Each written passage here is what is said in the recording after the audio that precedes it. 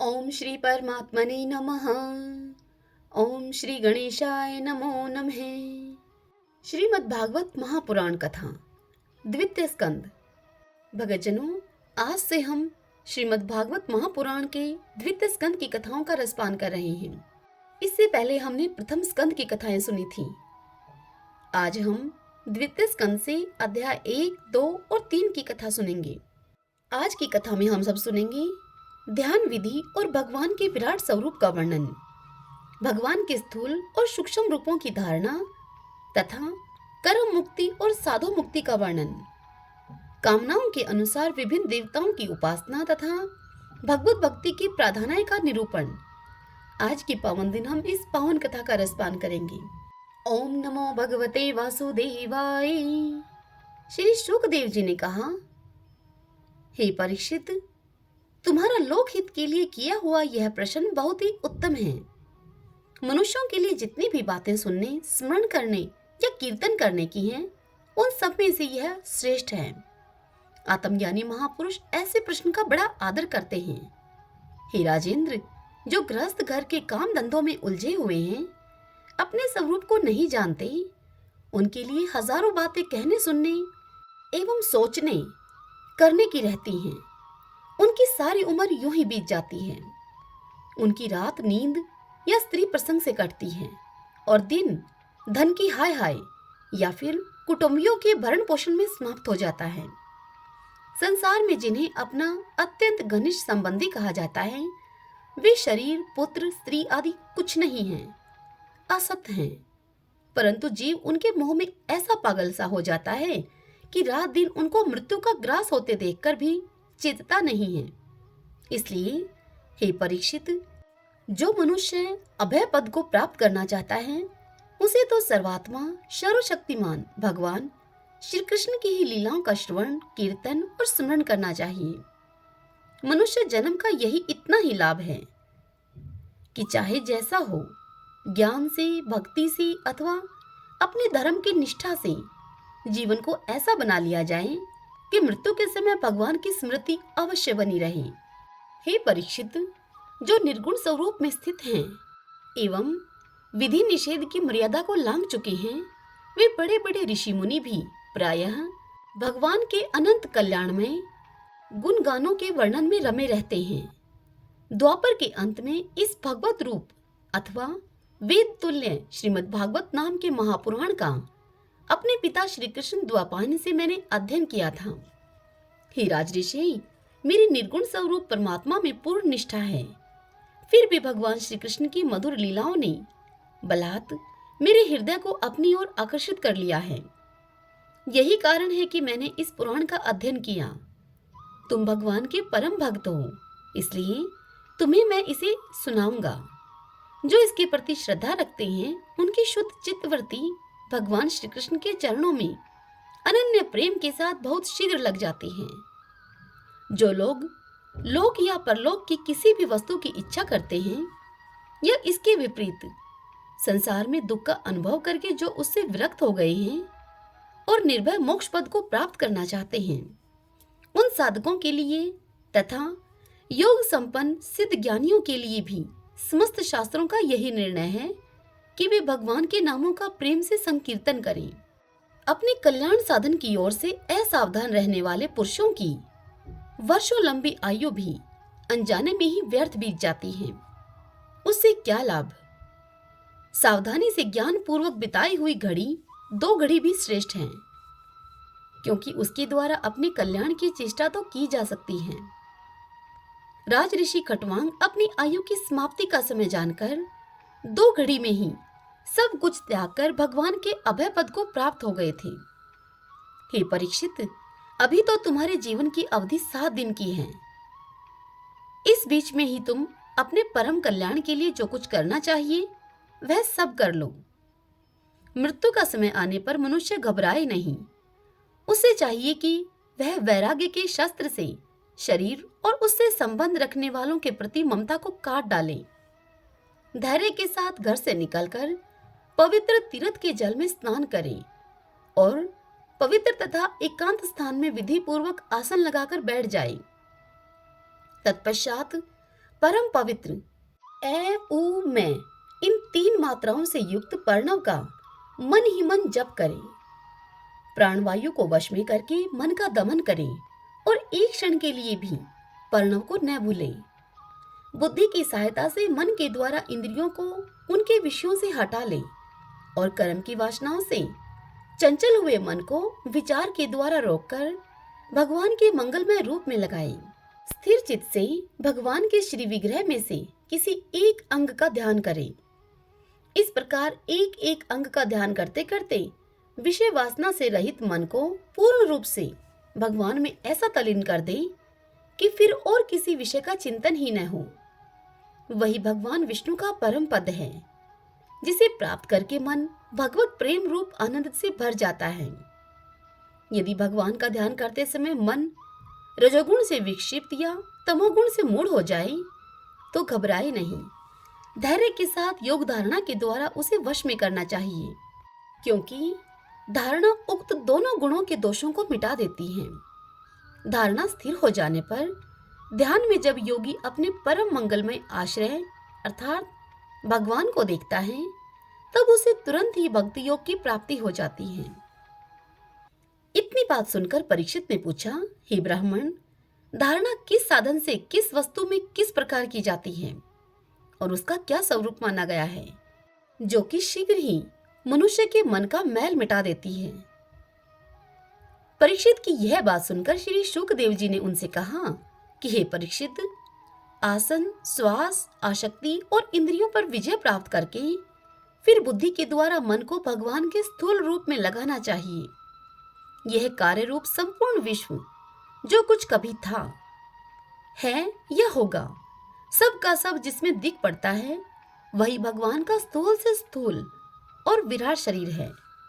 जल, अग्नि, वायु, आकाश, अहंकार, महत तत्व और प्रकृति, इन 7 आवरणों से घिरे हुए इस ब्रह्मांड शरीर में जो कुछ विराट पुरुष भगवान हैं, वे ही धारणा के आश्रय हैं। उन्हीं की धारणा की जाती है। तत्वज्ञ पुरुष उनका इस प्रकार वर्णन करते हैं।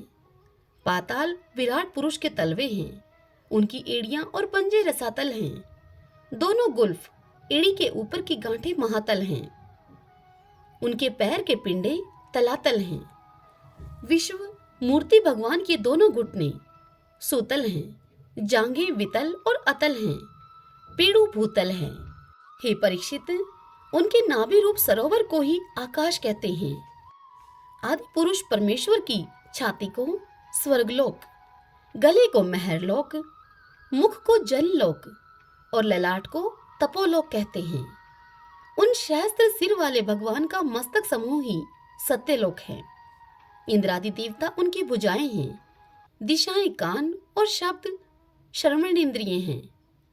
दोनों अश्विनी कुमार उनकी नासिका के छिद्र हैं। गंध घ्राणेन्द्रिय है और धधकती हुई आग उनका मुख है।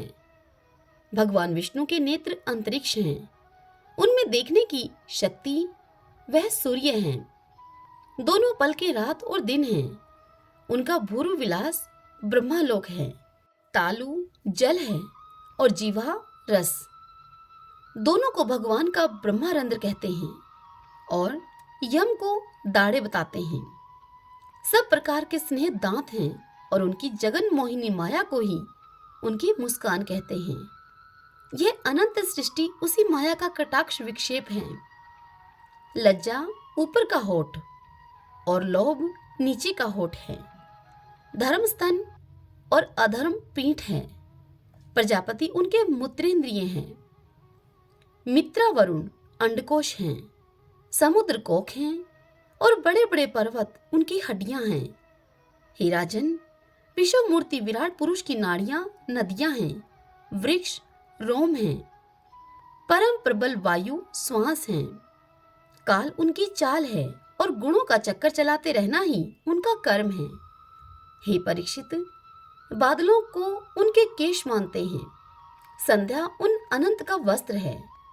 महात्माओं ने अव्यक्त अर्थात मूल प्रकृति को ही उनका हृदय बतलाया है और सब विकारों का खजाना उनका मन यानी कि चंद्रमा कहा गया है। महत तत्व को सर्वात्मा भगवान का चित्त कहते हैं। और रुद्र उनके अहंकार कहे गए हैं। घोड़े, खच्चर, ऊंट और हाथी उनके नख हैं। वन में रहने वाले सारे मृग और पशु उनके कटी प्रदेश में स्थित हैं। तरह तरह के पक्षी उनके अद्भुत रचना कौशल हैं। स्वयंभू मनु उनकी बुद्धि है और मनु की संतान मनुष्य उनके निवास स्थान हैं। गंधर्व, विद्याधर, चारण और अप्सराएं उनकी षडज आदि स्वरों की स्मृति हैं। दैत्य उनके वीर्य हैं। ब्राह्मण मुख हैं, क्षत्रिय भुजाएं हैं, वैश्य जंघाएं हैं और शूद्र उन विराट पुरुष के चरण हैं। विविध देवताओं के नाम से जो बड़े बड़े द्रव्यमय यज्ञ किए जाते हैं वे उनके कर्म हैं। हे परीक्षित, विराट भगवान के स्थूल शरीर का यही स्वरूप है। सो मैंने तुम्हें सुना दिया। इसी में मुमुक्षु पुरुष बुद्धि के द्वारा मन को स्थिर करते हैं, क्योंकि इससे भिन्न और कोई वस्तु नहीं है। जैसे स्वप्न देखने वाला स्वप्न अवस्था में अपने आप को ही विविध पदार्थों के रूप में देखता है, वैसे ही सबकी बुद्धि वृत्तियों के द्वारा सब कुछ अनुभव करने वाला सर्वांतर्यामी परमात्मा भी एक ही है। उन सत्य स्वरूप आनंद निधि भगवान का ही भजन करना चाहिए। अन्य किसी भी वस्तु में आसक्ति नहीं करनी चाहिए, क्योंकि यह आसक्ति जीव के अधः पतन का हेतु है। ओम नमो नारायण, ओम नमो नारायण। श्री शुकदेव जी परीक्षित से कहते हैं, हे परीक्षित, सृष्टि के प्रारंभ में ब्रह्मा जी ने इसी धारणा के द्वारा प्रसन्न हुए भगवान से वह सृष्टि विषयक स्मृति प्राप्त की थी, जो कि पहले प्रलय काल में विलुप्त हो गई थी। इससे उनकी दृष्टि अमोघ और बुद्धि निश्चय आत्मिका हो गई। तब उन्होंने इस जगत को वैसे ही रचा जैसे कि यह प्रलय के पहले था। वेदों की वर्णन शैली ही इस प्रकार की है कि लोगों की बुद्धि स्वर्ग आदि निरर्थक नामों के फेर में फंस जाती है। जीव वहां सुख की वासना में स्वप्न सा देखता हुआ भटकने लगता है, किंतु उन मायामय लोकों में कहीं भी उसे सच्चे सुख की प्राप्ति नहीं होती। इसलिए विद्वान पुरुष को चाहिए कि वह विविध नाम वाले पदार्थों से उतना ही व्यवहार करे जितना कि प्रयोजनीय हो। अपनी बुद्धि को उनकी निस्तारता के निश्चय से परिपूर्ण रखे और एक क्षण के लिए भी असावधान न हो। यदि संसार के पदार्थ प्रारब्धवश बिना परिश्रम के यूं ही मिल जाएं, तब उनके उपार्जन का परिश्रम व्यर्थ समझकर उनके लिए कोई प्रयत्न न करें। जब जमीन पर सोने से काम चल सकता है, तब पलंग के लिए प्रयत्न करने से क्या प्रयोजन। जब बुझाएं अपने को भगवान की कृपा से स्वयं ही मिली हुई हैं, तब तकिए की क्या आवश्यकता है। जब अंजलि से काम चल सकता है, तब बहुत से बर्तन क्यों बटोरें। वृक्ष की छाल पहनकर या वस्त्रहीन रहकर भी यदि जीवन धारण किया जा सकता है, तो वस्त्रों की क्या आवश्यकता है। पहनने को क्या रास्तों में चिथड़े नहीं हैं। भूख लगने पर दूसरों के लिए ही शरीर धारण करने वाले वृक्ष क्या फल फूल की भिक्षा नहीं देते। जल चाहने वालों के लिए नदियां क्या बिल्कुल सूख गई हैं। रहने के लिए क्या पहाड़ों की गुफाएं बंद कर दी गई हैं। अरे भाई, सब न सही, क्या भगवान भी अपने शरणागतों की रक्षा नहीं करते। ऐसी स्थिति में बुद्धिमान लोग भी धन के नशे में चूर होकर घमंडी धनियों की चापलूसी क्यों करते हैं। इस प्रकार विरक्त हो जाने पर अपने हृदय में नित्य विराजमान स्वतः सिद्ध आत्म स्वरूप परम प्रियतम परम सत्य जो अनंत भगवान हैं, बड़े प्रेम और आनंद से दृढ़ निश्चय करके उन्हीं का भजन करें, क्योंकि उनके भजन से जन्म मृत्यु के चक्कर में डालने वाले अज्ञान का नाश हो जाता है। पशुओं की बात तो अलग है, परंतु मनुष्यों में भला ऐसा कौन है जो लोगों को इस संसार रूप वैतरणी नदी में गिरकर अपने कर्मजन्य दुखों को भोगते हुए देखकर भी भगवान का मंगलमय चिंतन नहीं करेगा। इन असत विषय भोगों में ही अपने चित्त को भटकने देगा वह। कोई कोई साधक अपने शरीर के भीतर हृदय काश में विराजमान भगवान के पारदेश मात्र स्वरूप की धारणा करते हैं।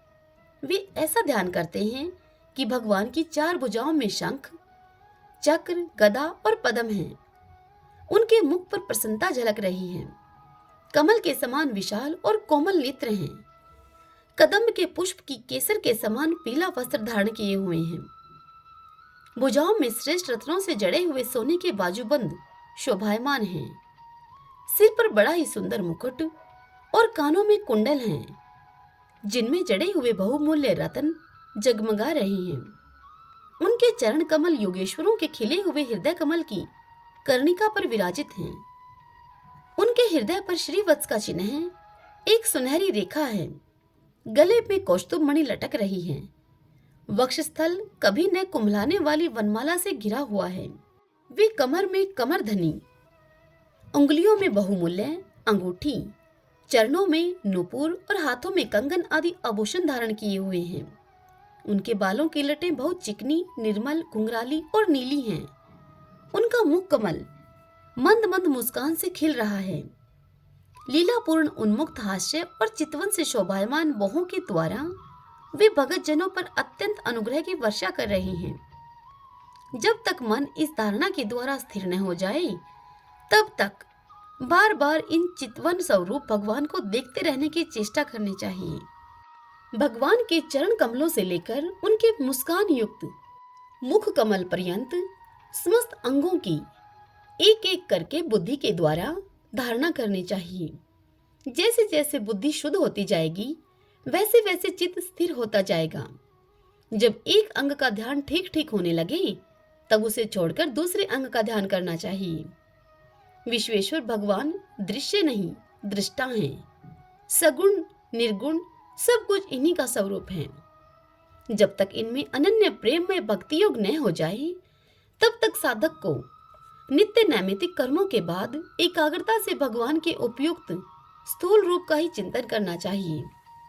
हे परीक्षित, जब योगी पुरुष इस मनुष्य लोक को छोड़ना चाहे, तब देश और काल में मन को लगाएं। सुख पूर्वक स्थिर आसन से बैठकर प्राणों को जीतकर मन से इंद्रियों का संयम करें। तदंतर अपनी निर्मल बुद्धि से मन को नियमित करके मन के साथ बुद्धि को क्षेत्रज्ञ में और क्षेत्रज्ञ को अंतरात्मा में लीन कर दे। फिर अंतरात्मा को परमात्मा में लीन करके धीर पुरुष उस परम शांतिमय अवस्था में स्थित हो जाए। फिर उसके लिए कोई कर्तव्य शेष नहीं रहता। इस अवस्था में सतोगुण भी नहीं है, फिर रजोगुण और तमोगुण की तो बात ही क्या है। अहंकार, महत्त्व और प्रकृति का भी वहां अस्तित्व नहीं है।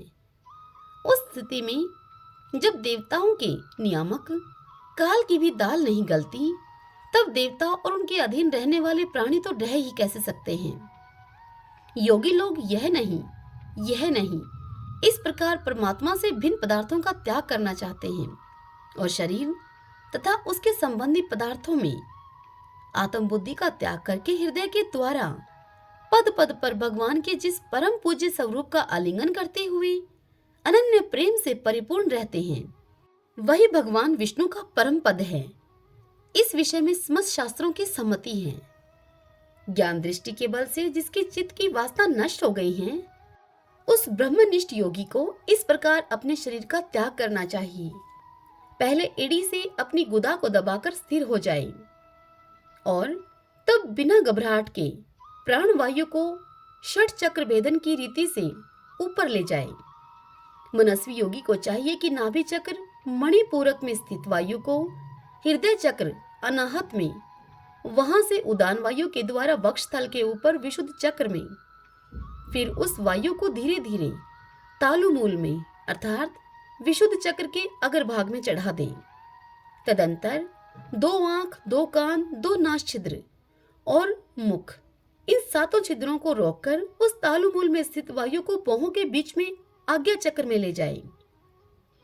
यदि किसी लोक में जाने की इच्छा न हो, तो आधी घड़ी तक उस वायु को वहीं रोककर स्थिर लक्ष्य के साथ उसे सहस्त्रार में ले जाकर परमात्मा में स्थित हो जाए।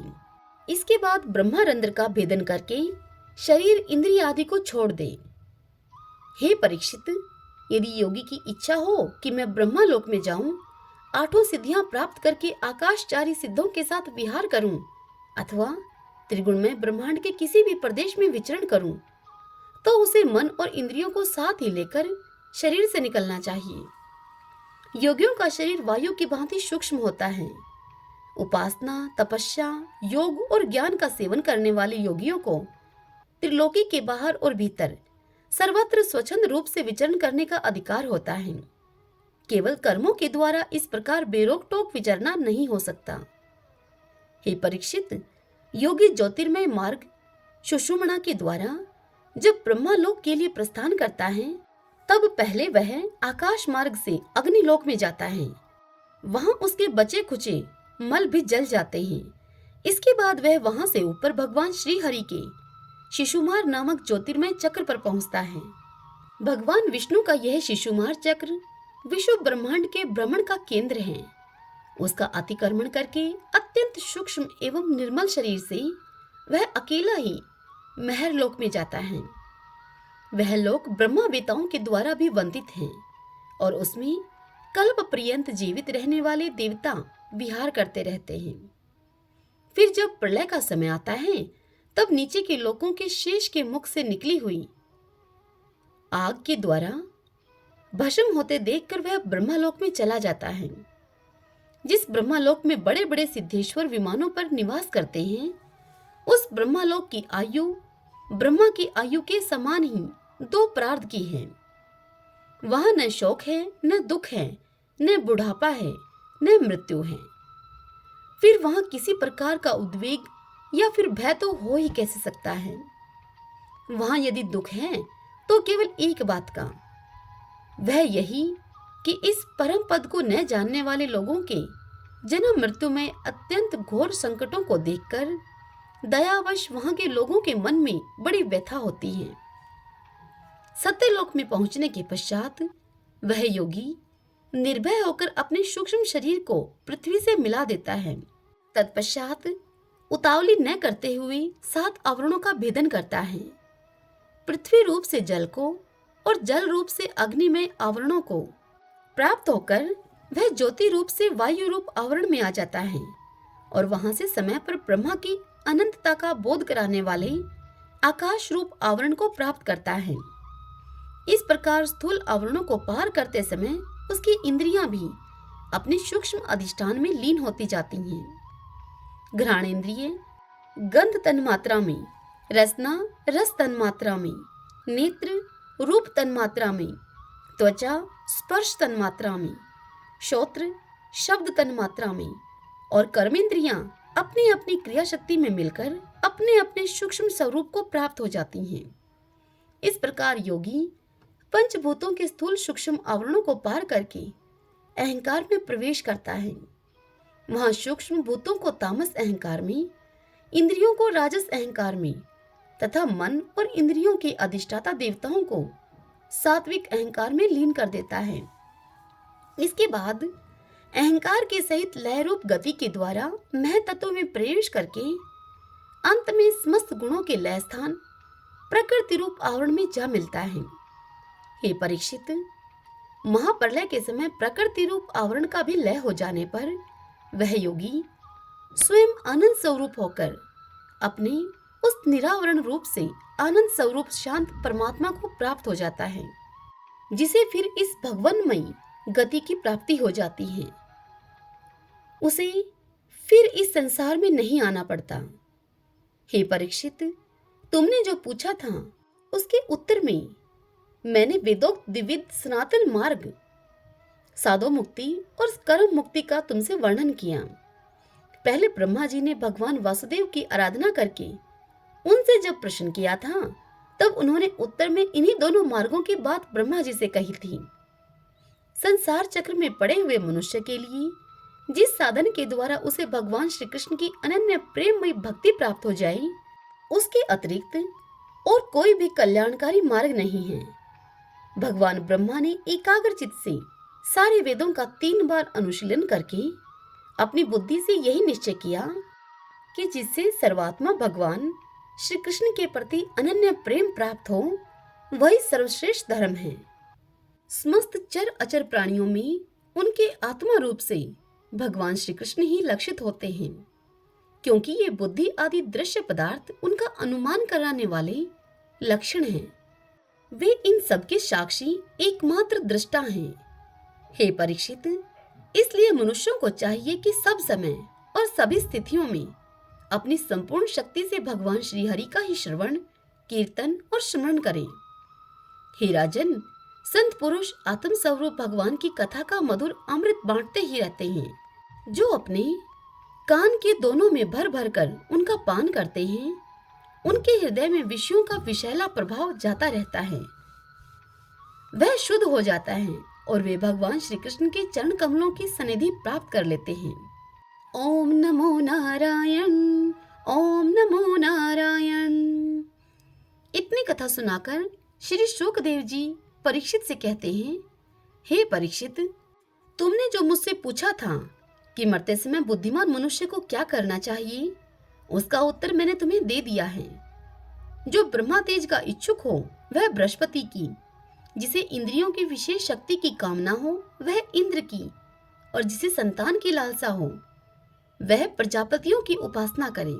जिसे लक्ष्मी चाहिए वह माया देवी की उपासना करे। जिसे तेज चाहिए वह अग्नि की उपासना करे। जिसे धन चाहिए वह वस्तुओं की, और जिस प्रभावशाली पुरुष को वीरता की चाह हो उसे रुद्रों की उपासना करनी चाहिए। जिसे बहुत अन्न प्राप्त करने की इच्छा हो वह अदिति का, जिसे स्वर्ग की कामना हो वह अदिति के पुत्र देवताओं का, जिसे राज्य की अभिलाषा हो वह विश्व देवों का, और जो प्रजा को अपने अनुकूल बनाने की इच्छा रखता हो उसे सादे देवताओं का आराधना करना चाहिए। आयु की इच्छा से अश्विनी कुमारों का, पुष्टि की इच्छा से पृथ्वी का, और प्रतिष्ठा की इच्छा हो तो लोक माता पृथ्वी और धौ अर्थात आकाश का सेवन करना चाहिए। सौंदर्य की चाह से गंधर्वों की, पत्नी की प्राप्ति के लिए उर्वशी अप्सरा की, और सबका स्वामी बनने के लिए ब्रह्मा की आराधना करनी चाहिए। जिसे यश की इच्छा हो वह यज्ञ पुरुष की, जिसे खजाने की लालसा हो वह वरुण की, विद्या प्राप्त करने की आकांक्षा हो तो भगवान शंकर की, और पति पत्नी में परस्पर प्रेम बनाए रखने के लिए पार्वती जी की उपासना करनी चाहिए।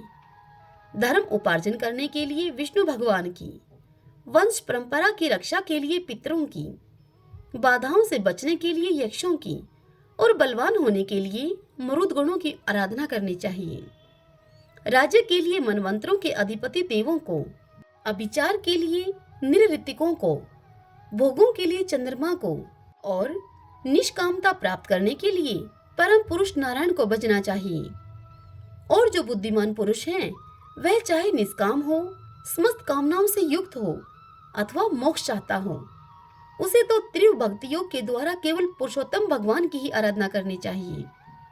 जितने भी उपासक हैं उनका सबसे बड़ा हित इसी में है कि वे भगवान के प्रेमी भक्तों का संग करके भगवान में अविचल प्रेम प्राप्त कर लें। ऐसे पुरुषों के सत्संग में जो भगवान की लीला कथाएं होती हैं उनसे उस दुर्लभ ज्ञान की प्राप्ति होती है, जिससे कि संसार सागर के त्रिगुणमयी तरंग मालाओं के थपेड़े शांत हो जाया करते हैं। हृदय शुद्ध होकर आनंद का अनुभव होने लगता है। इंद्रियों के विषयों में आसक्ति नहीं रहती। कैवल्य मोक्ष का सर्वसम्मत मार्ग भक्ति योग प्राप्त हो जाता है। भगवान की ऐसी रहस्यमय कथाओं का चस्का लग जाने पर भला कौन ऐसा है जो उनमें प्रेम न करे। शौनक जी ने कहा कि हे सूत जी, राजा परीक्षित ने शुकदेव जी की यह बात सुनकर उनसे और क्या पूछा। वे तो सर्वज्ञ होने के साथ साथ ही मधुर वर्णन करने में भी बड़े निपुण थे। हे प्यारे सूत जी, आप तो सब कुछ जानते हैं। हम लोग उनकी वह बातचीत बड़े प्रेम से सुनना चाहते हैं। आप कृपा करके अवश्य सुनाइए हमें, क्योंकि संतों की सभा में ऐसे ही बातें होती हैं जिनका प्रिय वसान भगवान की रसमयी लीला कथा में ही होता है। पांडुनंदन महारथी राजा परीक्षित बड़े भगवत भगत थे। बाल्य अवस्था में खिलौनों से खेलते समय भी वे श्री कृष्ण लीला का ही रस लेते थे। भगवान में श्री शुकदेव जी भी जन्म से ही भगवत प्राण हैं। ऐसे संतों के सत्संग में भगवान के मंगलमय गुणों की दिव्य चर्चा अवश्य ही हुई होगी। जिसका समय भगवान श्री कृष्ण के गुणों के गान अथवा श्रवण में व्यतीत हो रहा है, उसके अतिरिक्त सभी मनुष्यों की आयु व्यर्थ जा रही है।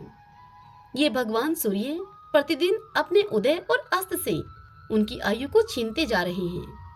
क्या वृक्ष नहीं जीते? क्या लुहार की धोकनी सांस नहीं लेती? गांव के अन्य पालतू पशु क्या मनुष्य पशु की तरह खाते नहीं, पीते नहीं, क्या मथुन नहीं करते? जिसके कान में भगवान श्री कृष्ण की लीला कथा कभी नहीं पड़ी, वह नर पशु, कुत्ते, ग्राम शुकर, ऊंट और गधे से भी गया बीता है। हे सूत जी, जो मनुष्य भगवान श्री कृष्ण की कथा कभी नहीं सुनता, उसके कान बिल के समान हैं। जो जीभ भगवान की लीलाओं का गायन नहीं करती, वह जीभ मेंढक की जीभ के समान टर करने वाली है। उसका तो न रहना ही अच्छा है। जो सिर कभी भगवान श्री कृष्ण के चरणों में झुकता नहीं, वह रेशमी वस्त्र से सुसज्जित और मुकुट से युक्त होने पर भी बोझा मात्र ही है। जो हाथ भगवान की सेवा पूजा नहीं करते, वे सोने के कंगन से भूषित होने पर भी मुर्दे के हाथ हैं। जो आंखें भगवान की याद दिलाने वाली मूर्ति, तीर्थ, नदी इन आदि का दर्शन नहीं करती, वे आंखें मोरों के पांख में बने हुए आंखों के चिन्ह के समान निरर्थक हैं।